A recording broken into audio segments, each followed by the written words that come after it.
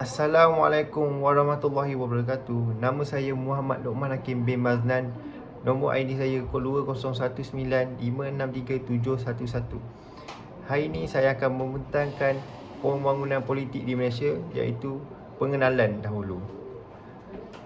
Saya ahli kumpulan 6. Okey. Pendahuluannya ialah Malaysia merupakan sebuah negara majmuk di mana penduduknya terdiri daripada pelbagai kaum dan etnik yang berbeza dari segi agama, kepercayaan, kebudayaan, pekerja serta kepentingan. Aman dan stabil dari segi politik. Negara ini membentuk Persekutuan Malaysia pada tahun 1963 selepas kemerdekaan pada tahun 1957 sebagai Persekutuan Tanah Melayu. Bermula detik itu, kerajaan telah menggalakkan tanggungjawab yang besar untuk mewujudkan suatu suasana politik dan ekonomi yang stabil agar masyarakat berbilang kaum ini dapat hidup dalam suasana aman dan damai.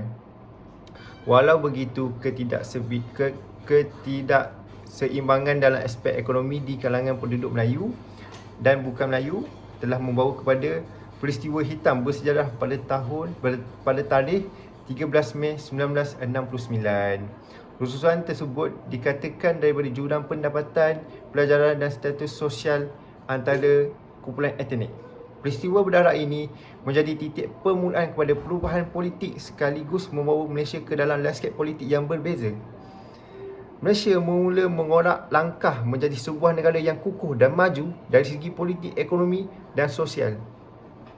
Masyarakat Malaysia telah melahirkan kesediaan mereka untuk bertolak langsung menjalinkan kerjasama dalam aspek politik maupun sosial ekonomi bagi menjadikan persekitaran negara sentiasa berada dalam keadaan stabil dan makmur.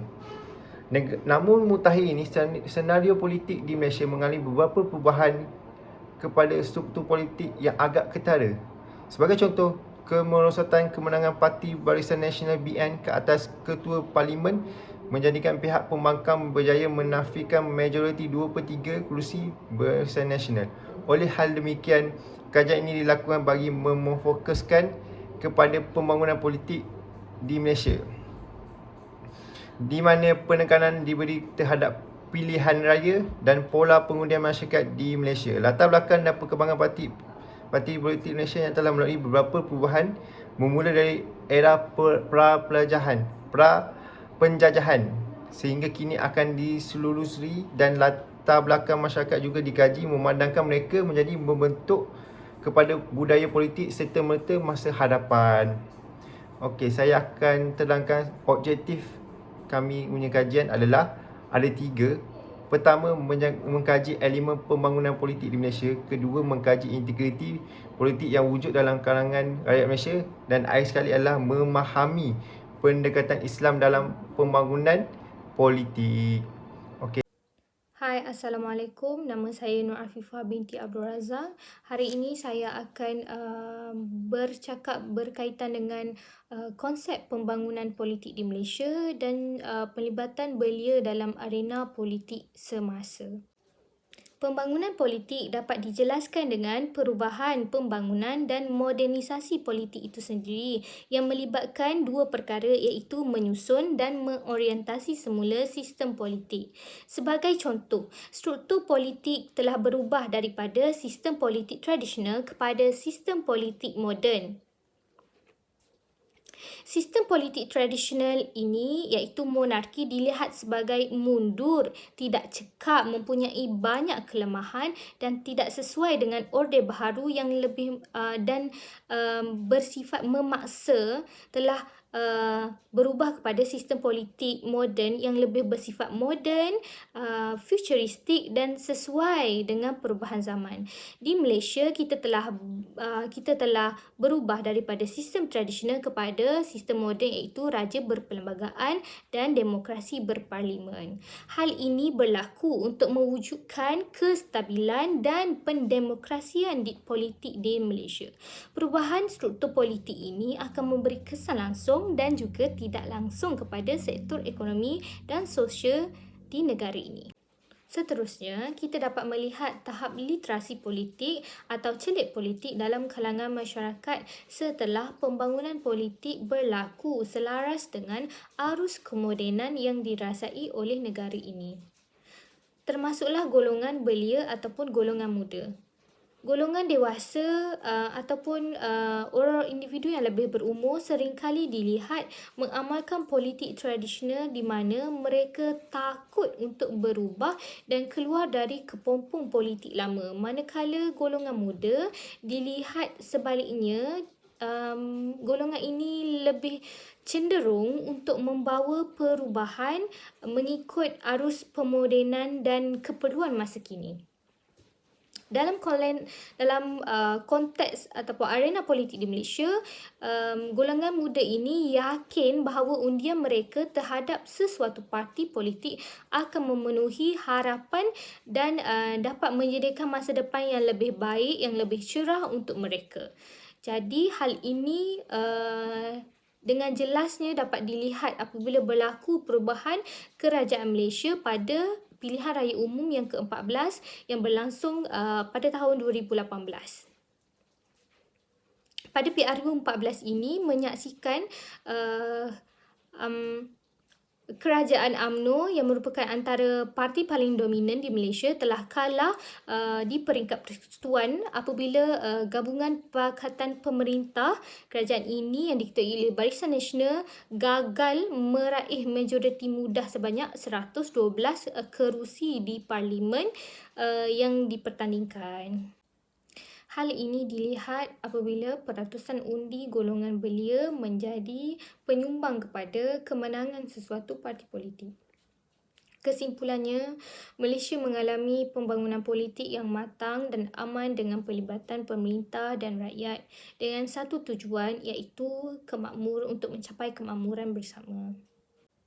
Akhir kata dari saya, marilah sama-sama mengekalkan dan meningkatkan pembangunan dan pemodenan politik di Malaysia dengan memainkan peranan dan tanggungjawab masing-masing. Ya, Assalamualaikum warahmatullahi wabarakatuh. Nama saya Muhammad Farhan bin Salim. Okey, untuk mempelajari cerita pasal politik untuk part saya ialah proses pembangunan politik. Okey, saya semula dari sekarang. Okey, Malaysia melaksanakan demokrasi berparlimen di bawah pemerintahan perlembagaan. Okey, antara komponen bagi amalan demokrasi ialah parti politik, majlis perwakilan rakyat, perlembagaan negara, pilihan raya. Okey, tapi saya akan cerita pasal pilihan raya dengan perlembagaan. Okey.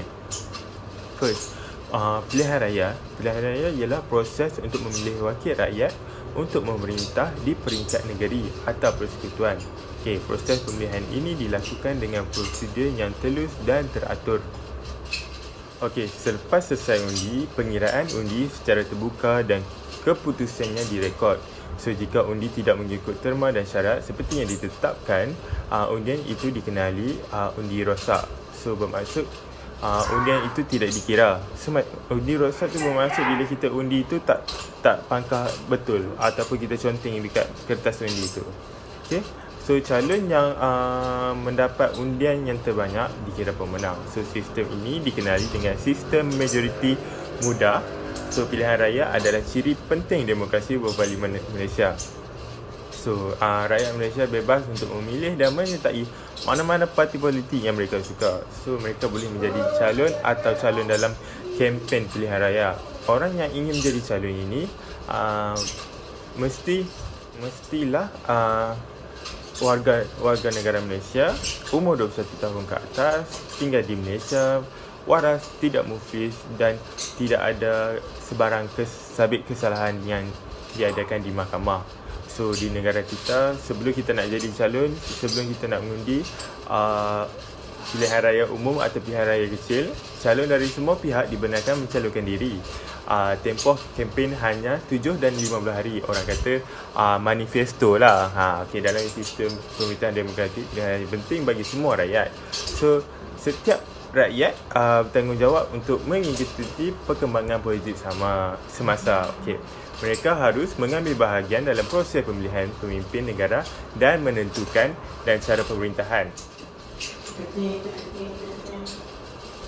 Okey, kemudian saya akan cerita tentang perlembagaan. Perlembagaan adalah undang-undang paling tinggi menjadi asas pemerintahan di Malaysia.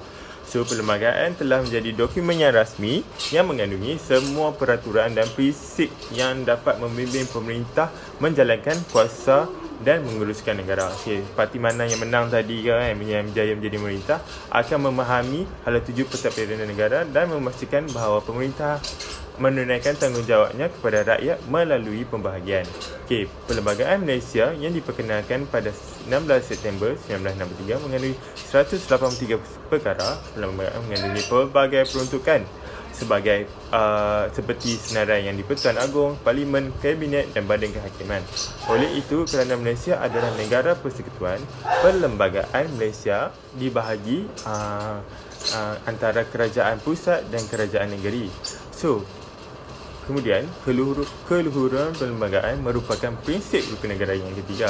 Keluhuran perlembagaan bermaksud kehebatan dan ketinggian undang-undang atau perlembagaan itu sendiri. So, keluhuran perlembagaan Malaysia mengatasi yang di-Pertuan Agong, Parlimen, Jemaah Menteri dan Mahkamah. So, dengan ini, semua jenis undang-undang yang bercanggah dengan perlembagaan Malaysia adalah tidak sah. Okey, di samping itu, undang-undang negeri mesti mematuhi perlembagaan persekutuan. Perlembagaan berperanan dalam memastikan kestabilan negara dengan menentukan kerangka dan bentuk pengurusan negara. So, perlembagaan membantu memastikan kecekapan, kejujuran, keadilan, ketulusan, kelancaran pentadbiran kerajaan. Setiap pemimpin memerlukan bimbingan semasa memerintah agar pemerintahannya memenuhi kehendak perlembagaan dan kehendak rakyat. Okey, Perlembagaan Malaysia menjamin hak asasi manusia dan kebebasan rakyat negara ini. Okey, itu saja bagi untuk saya. Okey, terima kasih. Assalamualaikum warahmatullahi wabarakatuh. Nama saya Nurul Syafiqah binti Syarul Nizam dan saya akan menerangkan tentang parti-parti politik di Malaysia sebelum kemerdekaan. Sebelum tercapainya kemerdekaan di Tanah Melayu, beberapa parti politik telah ditubuhkan mempunyai kepentingan dan tujuan yang tersendiri demi mencapai kemerdekaan negara. Antaranya ialah Parti Kebangsaan Melayu Melaya (PKMM). PKMM telah ditubuhkan di Ipoh Perak pada 17 Oktober 1945. Ianya juga turut dikenali sebagai Parti Nasionalis Melayu (PNM) dan selepas pendudukan Jepun di Tanah Melayu, ianya merupakan parti politik yang pertama. Sebab utama PKMM ditubuhkan adalah untuk menuntut kemerdekaan penuh bagi Tanah Melayu dan menentang sebarang bentuk penjajahan Inggeris. PKMM telah memutuskan 8 resolusi penting bangsa Melayu dalam Kongres pertama yang telah berlangsung di Ipoh Perak pada 30 November hingga 3 Disember 1945, iaitu menyatukan bangsa Melaya, menanamkan semangat kebangsaan di kalangan orang Melayu dan bertujuan untuk mempersatukan Malaya dalam keluarga besar iaitu Republik Indonesia Raya. Parti politik yang keduanya ialah Pertubuhan Kebangsaan Melayu Bersatu (UMNO). Bagi menumbangkan gagasan Malayan Union, parti ini telah ditubuhkan pada 11 Mei 1946. Tujuan utama penubuhan parti ini adalah untuk menyatukan orang Melayu bagi menentang Malayan Union, melindungi dan menjaga kepentingan orang Melayu dan mencapai kemerdekaan. Bagi menubuhkan parti perikatan, UMNO telah bekerjasama dengan Parti Malayan Chinese Association (MCA) dan Malayan Indian Congress (MIC). MIC ditubuhkan pada bulan Ogos 1946 yang dipertuannya ialah John T.V. Demi menjaga kepentingan kaum India di Tanah Melayu, MIC telah ditubuhkan. Ianya juga memperjuangkan kemajuan politik bersama kaum lain. MIC kemudiannya bekerjasama dengan Parti UMNO dan MCA. MCA ditubuhkan pada tahun 1949. MCA telah dipimpin oleh Tan Cheng Lock, Yong Shuk Ling, Kolonel Lee Hau Shi dan termasuklah Leong Liu Ho. MCA ditubuhkan bagi menjaga kepentingan kaum politik Cina di tanah Melayu dan bekerjasama menentang keganasan komunis di tanah Melayu. Demi menuntut kemerdekaan, MCA kemudiannya bekerjasama dengan Parti UMNO dan MIC. Parti Islam Setanah Melayu iaitu PAS telah ditubuhkan pada 24 November 1951. PAS telah ditubuhkan di Kepala Batas Seberang Perai dan dipimpinkan oleh Haji Ahmad Fuad bin Hassan. Antara tujuan utama PAS adalah untuk menubuhkan negara Islam di Tanah Melayu, mewujudkan satu perikatan persaudaraan Islam untuk membentuk satu tenaga bersama bagi menyelenggarakan segala tuntutan Islam dan siasah yang berdasarkan demokrasi. Mereka juga ingin memupukkan segala ikhtiar dan tenaga untuk menyatukan perlembagaan pentadbiran agama di seluruh negara serta memelihara dan mempertahankan hak, kepentingan dan kehormatan agama dan umat Islam. PAS juga ingin bekerjasama dengan pertubuhan siasah yang lain dalam negara yang dasar dan tujuannya tidak berlawanan dengan ajaran agama Islam dalam mencapai demokrasi, keadilan masyarakat dan kemanusiaan. Sekian, terima kasih. Assalamualaikum, saya Nur Syafiqah binti Mak Rudi akan menerangkan mengenai penubuhan parti-parti politik selepas kemerdekaan serta pendekatan Islam terhadap penubuhan politik. Okey, seperti yang kita tahu, terdapat beberapa parti politik yang telah ditubuhkan selepas tercapainya kemerdekaan di Tanah Melayu. Parti politik tersebut telah ditubuhkan atas matlamat dan objektif mereka tersendiri. Antara parti yang telah ditubuhkan selepas kemerdekaan adalah Parti Keadilan Rakyat ataupun PKR. PKR ni adalah gabungan daripada dua parti politik di Malaysia iaitu Parti Rakyat Malaysia, PRM dan Parti Keadilan Rakyat. Parti ini terhasil pada September 1998 disebabkan oleh gelombang reformasi yang terjadi pada negara kita pada waktu itu selepas pemecatan Anwar Ibrahim. Okey, seterusnya adalah Parti Tindakan Demokratik ataupun DAP. DAP ni terhasil daripada serpihan parti politik lain iaitu Parti Tindakan Rakyat ataupun PAP yang merupakan parti politik daripada Singapura. Namun, penubuhan parti DAP ini telah dibatalkan pada 9 September 1965 kerana pada masa itu Singapura telah berpisah dengan Malaysia. Namun, Dewan Nair selaku Parlimen Bangsa telah menghidupkan kembali parti politik tersebut dengan nama baru iaitu Parti Tindakan Rakyat Malaysia. Tetapi nama tersebut telah ditolak kerana ia mengelirukan ramai orang. Oleh sebab itu, Dewan Nair telah menggantikan dengan nama baharu iaitu Parti Tindakan Demokratik ataupun DAP.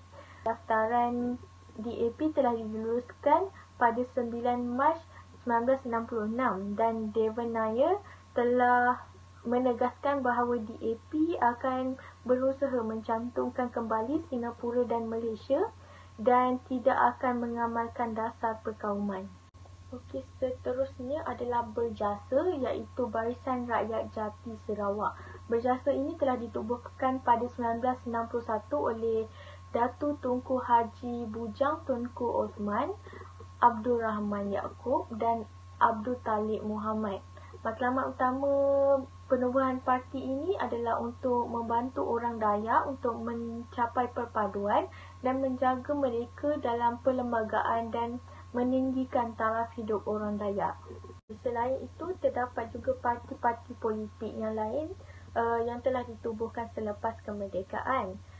Seperti Parti Pesaka Anak Sarawak iaitu Pesaka, Parti Cina Sarawak iaitu PCS, Parti Kebangsaan Sarawak SNAP, Parti Bersatu Rakyat Sarawak SUPP, Parti Negara Sarawak iaitu PANAS, Parti Pusaka Bumi Putera Bersatu PBB, Parti Kebangsaan Kadazan Bersatu UNCO dan Parti Kebangsaan Sabah Bersatu USNO. Okey, dalam politik Islam ni mereka telah memegang beberapa prinsip berdasarkan firman Allah Yang pertama adalah musyawarah, iaitu asas utama dalam politik Islam.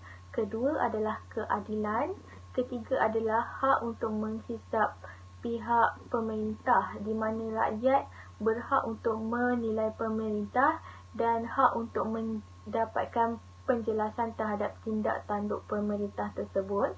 Keempat adalah kebebasan. Yang terakhir adalah persamaan ataupun musawah, iaitu persamaan yang terdiri daripada menuntut atau mendapatkan hak masing-masing. Okey, dalam politik Islam ni, mereka telah mempunyai matlamat dan objektif mereka tersendiri.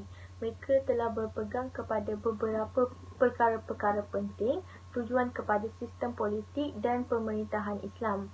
Antara perkara penting tersebut adalah memelihara keamanan menurut prinsip-prinsip yang telah disepakati oleh ulama, melaksanakan proses penyelesaian masalah kepada orang-orang yang perselisihan faham, melancarkan jihad, mengendalikan urusan kutipan cukai, zakat dan sedekah seperti mana yang telah ditetapkan oleh syarak, mengangkat pegawai-pegawai yang cekap dan jujur, serta mengurus hal ehwal pentadbiran negara dan mengatur anggaran belanjawan dan perbelanjaan daripada perbendaharaan negara agar tidak digunakan secara boros, dan memimpin negara dan melindungi al-din. Assalamualaikum warahmatullahi wabarakatuh. Nama saya Muhammad Firdaus bin Azmi. Dan sekarang saya akan membahaskan tentang sejarah pembuatan UMNO. Sebelum penjajahan tanah Melayu, bentuk politik adalah bersifat tradisionalis dan feudalis. Orang Melayu beranggapan bahawa Sultan adalah pemimpin mereka. Mereka berpendapat bahawa Sultan berusaha untuk menegakkan keadilan berdasarkan kedudukan yang dianggap sebagai wakil Tuhan yang ingin menjaga kebajikan, kehormatan dan keselamatan rakyat. Kedatangan penjajah ke tanah Melayu mencipta beberapa ideologi politik dan mula mengikis sistem beraja di tanah Melayu. Ideologi yang dimaksudkan adalah nasionalisme, komunisme dan sosialisme. Dengan munculnya ideologi ini, sistem dan budaya politik Melayu telah mengalami perubahan baru. Ideologi ini meresapi jiwa orang Melayu bahkan ketika usaha-usaha untuk mendapatkan kemerdekaan daripada British. Tahap awal nasionalisme Melayu sebelum 1946 merupakan gerakan perjuangan politik yang mengubah landscape budaya politik Melayu yang berdasarkan konsep kedaulatan yang tak setia kepada raja atau pemerintah. Antara tokoh yang terlibat ialah Ibrahim Yaakob dan Ishaq Haji Muhammad yang telah menggunakan penjajahan Jepun sebagai asas perjuangan mereka untuk mendapat tempat dalam kegiatan nasionalisme itu. Budaya politik orang Melayu dalam pergerakan atau era peralihan kolonial bermula dengan bangkitan nasionalisme sebagai satu bentuk tindak balas untuk menunjukkan rasa tidak puas hati terhadap pentadbiran British di tanah Melayu. Kesedaran ini diperkuat lagi apabila ada di kalangan orang Melayu menerima pendidikan agama di Timur Tengah dan juga pendidikan sekular di institut pengajian tinggi di luar negara. Kemudian mereka bertampil untuk menyumbang idea kepada masyarakat dan kebanyakan mereka menjadi orang penting dalam pergerakan dan organisasi politik. Mereka digolongkan sebagai nasionalis yang berhaluan kiri yang dipimpin oleh Gabungan Kesatuan Melayu Muda KMM, diteruskan oleh Parti Kebangsaan Melayu Malaya iaitu PKMM. KMM ditubuhkan untuk kemerdekaan tanah Melayu. Gagasannya adalah untuk bergabung dengan Indonesia dalam bentuk Melayu Raya. KMM hanya dapat bertahan beberapa bulan sahaja, maka KMM dibubarkan. Setelah KMM dibubarkan pada 17 Oktober 1945, PKMN ditubuhkan di Ipoh. Matlamat penuhan KMN ialah mempersatukan bangsa Melayu, menumpuk semangat kebangsaan di kalangan orang Melayu dan juga bertujuan untuk menyatukan Malaya dalam keluarga besar iaitu Republik Indonesia Raya atau Melayu Raya. Namun, usaha ini gagal. Kumpulan ini masih dianggap sebagai pelopor dalam memperkenalkan semangat nasionalisme Melayu kepada orang Melayu. Seterusnya, perkembangan nasionalisme dalam budaya politik Melayu semakin meningkat apabila British menubuhkan gagasan Malayan Union pada 10 Oktober 1945. Dengan itu, seorang bangsawan daripada Johor iaitu Datuk Ong Jaafar telah menubuhkan UMNO pada 1946. Pada 11 Mei 1946, UMNO ditubuhkan hasil daripada satu kongres semalaya yang diadakan di Kuala Lumpur yang disertai 41 persatuan Melayu termasuk Wataniah. UMNO mendapat sokongan menyeluruh daripada orang Melayu melalui isu nasional yang berkait dengan hak ketuanan dan kedaulatan Raja-Raja Melayu. Kewujudan UMNO ini telah menyatupadukan persatuan dan kesatuan Melayu di bawah satu payung. Lalu bermulalah perjuangan nasionalisme yang berhaluan kanan untuk menolak gagasan Malaysian Union untuk menuntut kemerdekaan daripada penjajah dan sekaligus mengubah sosio budaya politik Melayu. UMNO lahir dari kesedaran perpaduan dan semangat politik kebangsaan untuk bersama-sama berjuang di bawah slogan Hidup Melayu untuk mempertahankan hak dan kepentingan bangsa yang terancam akibat gagasan Malaysian Union. UMNO telah menjadi tulang belakang dalam membawa kemerdekaan Tanah Melayu. Setelah Tanah Melayu merdeka dari British pada 31 Ogos 1957, Perlembagaan Tanah Melayu dibubar, iaitu pada tahun 1957.